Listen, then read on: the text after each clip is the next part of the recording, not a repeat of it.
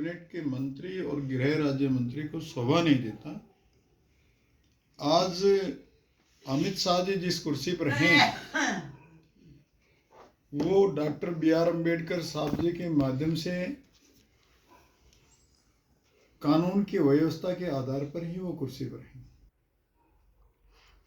और अम्बेडकर अम्बेडकर अम्बेडकर जो उन्होंने बताया कि फैशन है, ये फैशन नहीं है, ये तो एक विचारधारा है अम्बेडकर। और जो विचारधारा अम्बेडकर की अपनाता है वो देश में सर्वोच्च स्थान को प्राप्त करता है। लेकिन कुछ लोगों की मानसिकता खराब है जो सर्वोच्च पद पर जाकर के उस महान महामानव को भूल जाते हैं, उनकी शिक्षाओं को भूल जाते हैं।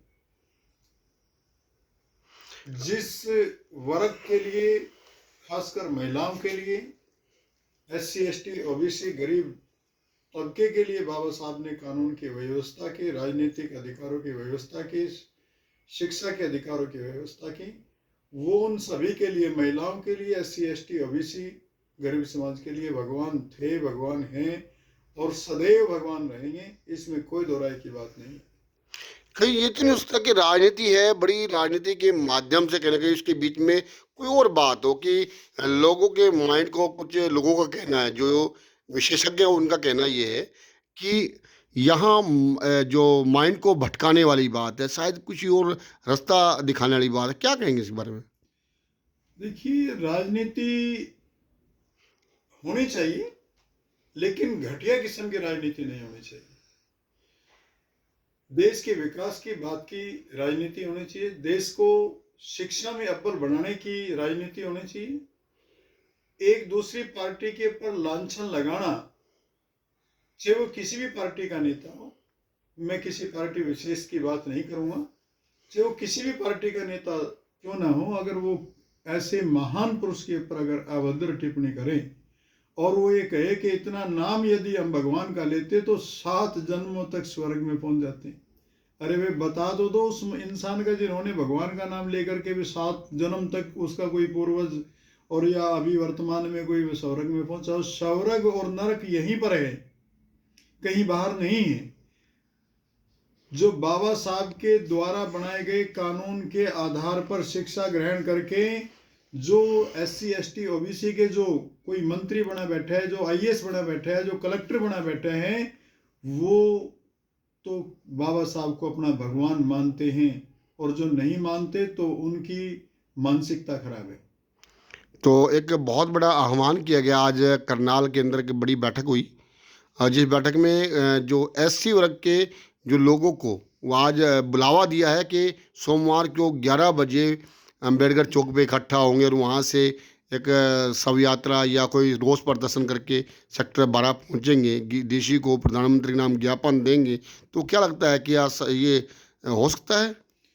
देखिए, पहली बात तो देश के गृह मंत्री अमित शाह जी से मैं निवेदन भी करना चाहूंगा कि उनको अपने वक्तव्य पर माफी मांग लेनी चाहिए ताकि देश के अंदर किसी प्रकार का बवाल ना हो। देश को के SC ST वर्ग को नहीं, ये तो महिला वर्ग है, किसान वर्ग है, उन्होंने देश के लिए, देश हित में बाबा साहब ने सर्व समाज के लिए कानून की व्यवस्था की।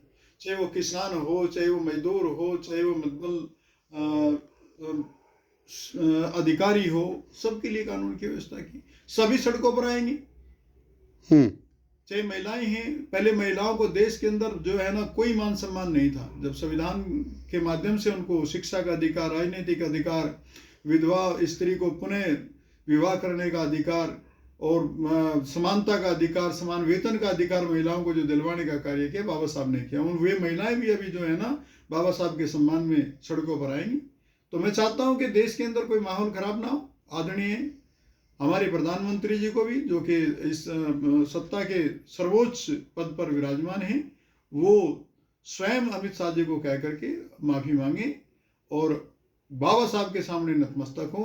नहीं अगर नतमस्तक होंगे तो आज तो जो आपने बताया कि करनाल के अंदर SC समाज ने एक जनसभा बुलाई है, उसमें प्रत्येक नागरिक को बाबा साहब के सम्मान में पहुंचना चाहिए और जो भी निर्णय हमारे प्रतिष्ठित समाज के व्यक्तियों ने लिया है, हम उसका दिल की गहराइयों से स्वागत करते हैं और ज़्यादा से ज़्यादा संख्या में पहुंच करके हम बाबा साहब के सम्मान में अपना सब कुछ सर्वोच्च मतलब जो है ना उनके नाम पर लुटाने के लिए तैयार हैं।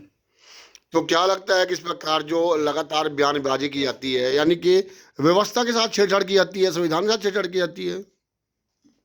देखो, कुछ नेताओं की सभी नेता खराब नहीं है और पार्टी कोई खराब नहीं है।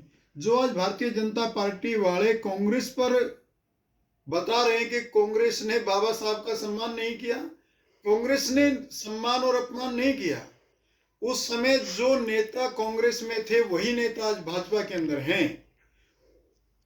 उस समय किसी एक विशेष मतबल परिवार ने बाबा साहब का सम्मान को ठेस नहीं पहुंचाई, बल्कि उस विशेष परिवार के पर दूसरे जो हिंदू धर्म के ठेकेदार थे उन्होंने उस विशेष परिवार पर, गांधी परिवार के ऊपर दबाव बनाया कि तुम बाबा साहब को इतना मान सम्मान देना चाहते हो, ये करना चाहते हो, वो करना चाहते हो, तो वो एक विशेष परिवार बेचारा क्या करेगा। इसलिए उस समय जितने भी जिनकी मानसिकता कमजोर है, जो गरीब वर्ग से प्रेम नहीं करते, उनके पास बैठना पसंद नहीं करते, SC ST लोगों के साथ में, वो उस समय कांग्रेस पार्टी में थे और वो मौकाप्रस्त नेता हैं। वही नेता कांग्रेस पार्टी को छोड़ करके सत्ता की भूख में आज भाजपा के अंदर बैठे हुए हैं और इन्होंने झूठ बोल करके मतलब SC समाज बाबा साहब को बोलते हैं कि हमने भारत रत्न दे दिया।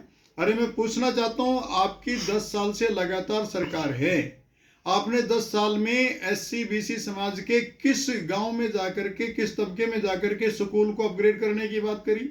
जो बच्चे स्कूल में नहीं पढ़ पा रहे उनके लिए शिक्षा की कितनी अच्छी बात करी? वहां पर कौन से आपने गेम्स की बात करी कि यहाँ ये जो वर्ग है शिक्षा से वंचित है, खेलों से वंचित है, यहाँ पर रोजगार के अवसर नहीं है, अभी हमने वो स्थापित की? क्या बाबा साहब का स्टैचू लगाने से या उनको भारत रत्न देने से बाबा साहब की सोच को पूरा कर पाया भारतीय जनता पार्टी ने? आज भारत देश के अंदर जो SC ST और OBC वर्ग के जो लड़के और हमारे बुजुर्ग राजनीति में हैं या वो उच्च पदों पर है, उस समय की सरकारों के द्वारा चलाई गई नीतियों के आधार पर हैं। उस समय की सरकार ने जो SC ST वर्ग के जो लोग थे उनको जमीनें भी मतलब जो है ना अलॉट करी, चाहे वो इंदिरा गांधी के समय की बात हो, चाहे जवाहरलाल नेहरू के समय की बात हो, चाहे VP सिंह प्रधानमंत्री थे उनके समय की बात हो। VP सिंह जी के समय में प्रधानमंत्री जब वो थे, उन्होंने डॉक्टर BR अम्बेडकर साहब को भारत रत्न से सम्मानित किया था। हम उनका भी स्वागत करते हैं। और ये प्रतिमाएं तो कोलंबिया यूनिवर्सिटी में भारत देश के आज़ाद होने से पहले बाबा साहब को सम्मान दिया गया था, लंदन के अंदर सम्मान दिया गया था।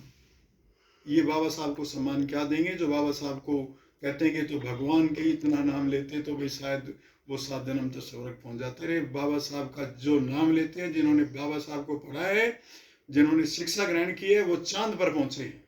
उन्होंने पानी के अंदर खोज की, उन्होंने जमीन के अंदर खोज की, उन्होंने इस देश को आगे ले जाने में मतलब एक मिसाल पैदा करी कि किस प्रकार से शिक्षा ग्रहण करके एक इंसान नीचे से ऊपर उठ सकता है। बाबा साहब की सोच है, शिक्षा शेरनी का वो दूध है, शिक्षा शेरनी का वो दूध है, जो पिएगा वही दाड़ेगा।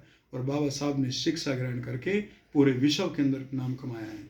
आज जो लोग सत्ता में बैठे हैं वो कोई BA पास है, कोई 12वीं पास है, कोई 10वीं पास है, वो भारतीय संविधान को बदलने की बात करते हैं। बाबा साहब ने 32 डिग्रियां प्राप्त करके पूरे विश्व के अंदर मान सम्मान प्राप्त किया। तो आप जनता को क्या अपील करना चाहेंगे आप? मेरा जनता से एक ही अनुरोध है कि देश के अंदर शांति बनाए रखें और जो भी नेता किसी भी महापुरुष के विषय में अगर गलत टिप्पणी करता है उसके प्रति रोष प्रकट करें, शांतिपूर्ण ढंग से रोष प्रकट करें। और मैं तो उस नेता से ये कहना चाहूँगा, निवेदन करना चाहूँगा, क्योंकि हमारे देश के सम्मानित आदमी हैं, सम्मानित पद पर विराजमान हैं, कि वो समय रहते जो उन्होंने गलती की है उसकी माफ़ी मांग लें और देश माफ़ करने के लिए, जनता माफ़ करने के लिए तैयार बैठी रहती है। धन्यवाद दोस्तों। वीडियो को ज़्यादा से ज़्यादा शेयर करें, बने रहिए नारसिंह के साथ। JS न्यूज़ जागरूक हरियाणा।